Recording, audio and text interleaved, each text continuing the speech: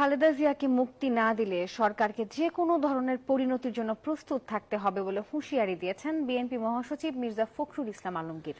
আর দলটির নেতারা বলেছেন, কোনো আপোষ করে খালেদা জিয়াকে মুক্ত করবে না বিএনপি।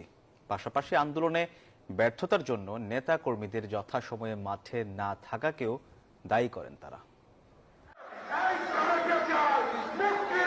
দীর্ঘ ৮ মাস পর দলের চেয়ারপারসন খালেদা জিয়ার মুক্তির দাবিতে নয়াপল্টনে বিএনপির হাজারো নেতাকর্মীর জমায়েত। বৃষ্টি উপেক্ষা করে সকাল থেকে তারা তাদের প্রিয় নেত্রীর মুক্তির স্লোগানে প্রকম্পিত করে ফকিরপুল মোড় থেকে নাইটাঙ্গেল সড়ক।